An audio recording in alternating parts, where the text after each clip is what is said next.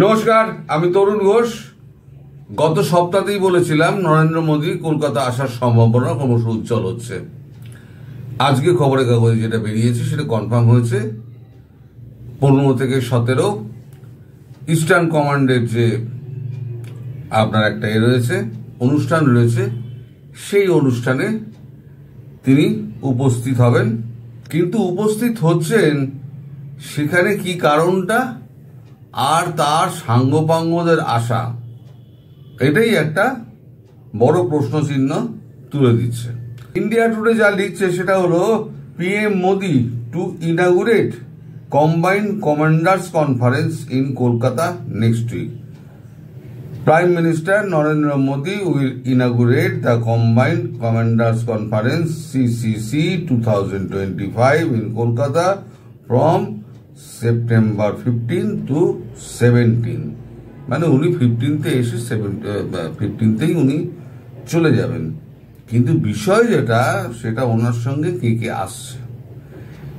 Organized by Armed Forces, 3-day event will bring together the nation's top military and politicians, including the Defense Minister Rajnath Singh, National Security Advisor Ajit Doval, Chief of Defense Staff Anil Chauhan, Defense Secretary Rajesh Kumar Singh, and secretaries from other ministers.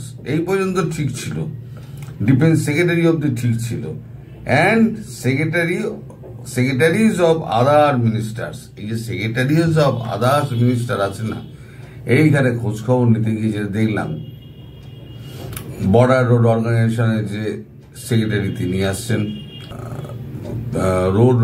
Road development corporation of India তার secretary আসছেন, তারপর এই যে কমিউনিকেশনের জন্য communication secretary আসছেন। মানে এই যে টিমটা আসছে, সেই টিমটা কিন্তু যদি শুধু ডিফেন্সেরই একটা উদ্বোধনের ব্যাপার হতো তাহলে এই টিমটা আসতো কেন? খুব স্বাভাবিকভাবে প্রশ্ন ওঠে। উনি ইনাগুরেট করতেন, ইনাগুরেট করে উনি চলে যেতেন। এখানে কোনো রাজনৈতিক কোনো সভা সমাবেশ নেই যে সেখানে তিনি বক্তৃতা দেবেন, বা অন্য কোনো অনুষ্ঠানে এসছেন সেখান থেকে এসে উনি ঘুরে গেলেন, বা এখান থেকে ঘুরে তিনি সেই অনুষ্ঠান অ্যাটেন্ড করবেন। তিনি আসছেন, এখানে মিটিংটা করবেন, এবং মিটিংটা হবে মোটামুটি 4 ঘন্টা থেকে 5 ঘন্টা, এটুকুও খবর পেয়েছি। একদম জিওসি ইস্টার্ন কমান্ডের সঙ্গে বসছেন আমাদের লেফটেন্যান্ট জেনারেল জাদেজা।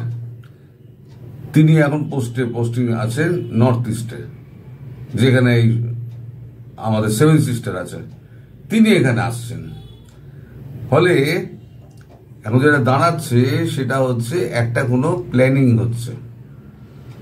কারণ বর্ডার রোড অর্গানাইজেশন যখন এসছে, তার মানে রাস্তাঘাট সেগুলো ঠিকঠাক আছে কিনা, কোথাও করতে হবে কিনা, লজিস্টিক্স ঠিকঠাক আছে কিনা, কমিউনিকেশন সিস্টেমের লোক যখন সেক্রেটারি যখন আসছে তাহলে কমিউনিকেশনের লোক আসবে। তা এটা কখন হয়?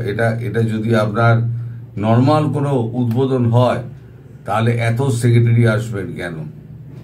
এত সেক্রেটারি তো আসার কথা নয়। তারপরে আপনার উত্তর পূর্বাঞ্চলের আপনার লেফটেন্যান্ট জেনারেলকে তাকে ডেকে পাঠানো হয়েছে, তিনিও এইখানে থাকবেন।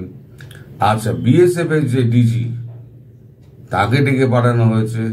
মানে একেবারে ঘর ভর্তি লোক, সেখানে মিটিং হবে প্রায় 5 ঘন্টা ধরে, বিরতি দিয়ে বিভিন্ন লোকের সঙ্গে মিটিং হবে। কোনোটা রাজনাথ সিং একা করবেন, কোনোটা অজিত দোভাল এবং মোদিজি একসঙ্গে করবেন, কোনোটা হয়তো অজিত দোভাল আলাদা করবেন, মোদিজি আলাদা করবেন। সেটা তো তালিকা আমার কাছে নেই। তবে 5 ঘন্টার মিটিং যখন এক জায়গায় বসে 3 জনে আলোচনা করবেন তা নয়, ডিফারেন্ট সেক্টরে ডিফারেন্ট মিটিং গুলো হবে। এখন মজার কথা হচ্ছে, রাজ্য সরকারের কাউকে এখানে ডাকা হয়নি। যে রাজ্যের সীমান্ত নিয়ে এত বড় হচ্ছে, প্রায় 2000 কিলোমিটারের ওপরে, সেই রাজ্য সরকারের পক্ষ থেকে কাউকে ডাকা হয়নি। ডাকা হয়েছে কিন্তু বিএসএফ এর ডিজিকে। তার মানে এই যে আমাদের এখানে যখন 71 সালে যখন যুদ্ধটা হয়েছিল, তখন কিন্তু ইস্টার্ন কমান্ডই কিন্তু পরিচালনা করেছিল। এইবারেতে ইস্টার্ন কমান্ড তার ঘাড়ে হয়তো বাংলাদেশের দায়িত্ব পড়ছে, খুব সম্ভবত। কারণ যখন কাশ্মীরে যখন প্রচন্ড মার দিচ্ছে, তখন ইস্টার্ন কমান্ডের, আমি বলেছিলাম, ইস্টার্ন কমান্ডের লোকজন তখন বলছিল যে ওখানে তোমরা দামাদ্দাম মস্ত কালান্দার করছো, আর আমরা এখানে বসে বসে শুধু এখন ক্যান চিকেন আর বিফ খেয়ে যাচ্ছি, কি বলে এগ টোস্ট খেয়ে যাচ্ছি আর কফি খেয়ে যাচ্ছি, এভাবে কতদিন চলবে? তখন বলা হয়েছিল, রাজনাথ সিং বলেছিলেন যে আপনাদের সুযোগও আসবে এবং আপনাদের সময়ও আপনারা দামাদ্দাম মস্ত কালান্দার করবেন। তা আমার সব দিক দেখে মনে হচ্ছে এই দামাদ্দাম মস্ত কালান্দারের সময়টা এগিয়ে এসছে। নইলে পরে মোদিজি সব কাজ ছেড়ে শুধু 5 ঘন্টার মিটিং এর জন্য এত সাঙ্গপাঙ্গ নিয়ে ফোর্ট উইলিয়ামে উনি এসে উপস্থিত হতেন না, এবং এখানে বসে তিনি পুরো প্ল্যানিংটা করবেন। প্ল্যানিংটা যেটা আবার অজিত দোভাল সঙ্গে আছেন, যিনি প্ল্যানিং এ একেবারে মাস্টারপিস। ওই প্ল্যানিং তার প্ল্যানিং কখনো বৃথা, আজ পর্যন্ত বৃথা হয়নি, আজ পর্যন্ত না। সুতরাং তিনি 10 পা ভেবে কাজ করেন, মানে 10টা কদম এগিয়ে ভাবেন আর কি, যেটা এটা ফেল হয় তাহলে ওইটা, ওইটা ফেল হলে ওইটা, ওইটা ফেল হলে ওইটা, এরকম করতে করতে এগোন। তো যাই হোক, এখন এই যে মিটিংটা হচ্ছে না, এই মিটিং এর পর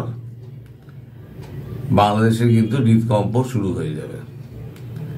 15 তারিখে যে মিটিংটা হবে, তারপরে দেখবেন প্রধানমন্ত্রী মোদিজি চুপ করে গেছেন, কোনো কথা বলবেন না। উনি যখন কোনো অ্যাকশন হয় উনি কোনো কথা বলেন না, এবং পরে একটা সময় দেখবেন কোনো একটা অনুষ্ঠানে উনি উপস্থিত হয়েছেন, সেখানে উনি শান্তির বাণী ছড়াচ্ছেন, এদিকে দামাদ্দাম মস্ত কালান্দার শুরু হয়ে গেল। কারণ বাংলাদেশে এখন যা চলছে, বিশেষ করে হিন্দু নির্যাতন যেভাবে হচ্ছে আর যেভাবে ভাষণ টাষণ দেওয়া হচ্ছে, একদিকে ইলিশ পাঠিয়ে সৌহার্দ্য দেখানো হচ্ছে, ওদিকে হিন্দুদের ধর্ম তুলে হিন্দুদের একেবারে নাকি হিন্দুরা নাকি পুজোর প্যান্ডেলে নাকি মদ গাঁজা খায়। পূজা উপলক্ষে অনেক সময় আশেপাশে যে মেলাগুলি হয়, তারপরে ওখানে গাঁজার আড্ডা বসে, মদের আড্ডা বসে, এইগুলি কিন্তু এবার কোনো অবস্থায় হবে, কোন রকমের কোনো, দেখলেন তো, হিন্দুরা নাকি মদ গাঁজা খায়, মদ গাঁজা খেয়ে তারা নাচানাচি করে। সুতরাং হিন্দুদের ওখানে 7টার মধ্যে বিসর্জন দিয়ে দিতে হবে। আর ওই যে ধর্ম তুলে, যে বললেন না, ধর্ম হচ্ছে বলেছেন ধর্ম একটা আফিং এর মতো, ধর্মের আফিং খাইয়ে দাও, নেশা করে একেবারে বুঁদ হয়ে থাকবে। সেই কাজটি এই উপদেষ্টা, স্বরাষ্ট্র উপদেষ্টা করছেন।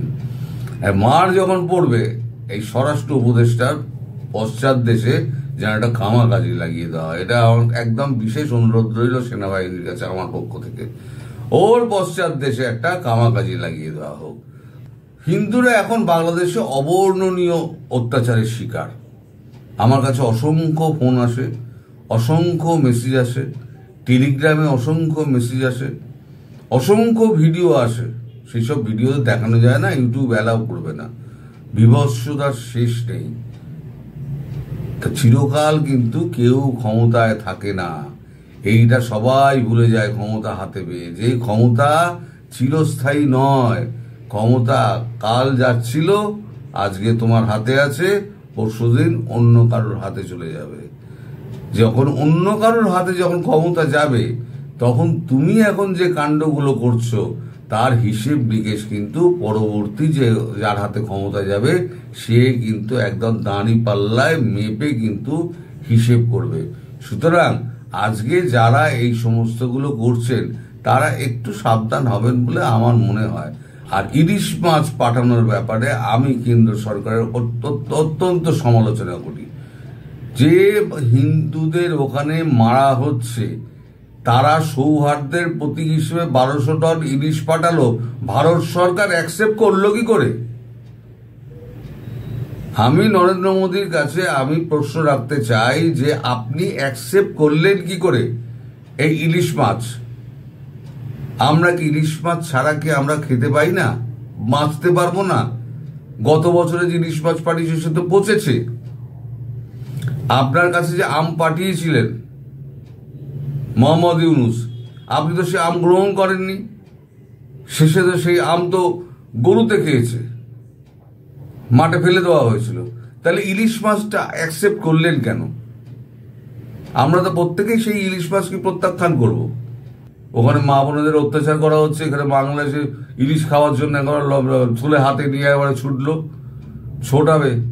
বাংলাদেশি ইলিশ আর বাজারে পাওয়া যাবে না, যা ব্যবস্থা সব করা হচ্ছে। যাই হোক, এই যে সংকেতটা যেটা আসছে 15 তারিখে, এটা কিন্তু গভীর সংকেত। সুতরাং বাংলাদেশের বর্তমান সরকার একটু বুঝে শুনে চলুক, না হলে পরে কিন্তু কপালে অশেষ দুর্গতি আছে, এটা আমি বলে দিলাম। কারণ মোদিজি মুখে কোনো কথা বলেন না, তিনি যা করেন সেটা হচ্ছে কাজ করে দেখিয়ে দেন। ওই কাজ করার সময়টা, সেপ্টেম্বর তো, কাজ করার সময়টা এসে গিয়েছে। তাই শেখ হাসিনা বলেছিলেন, আমি ভিডিও বার্তা দিয়ে দেশে কবে ফিরছি সেটা আমি জানাবো। সবাই ভালো থাকবেন, সুস্থ থাকবেন এবং সাবধানে থাকবেন। নমস্কার।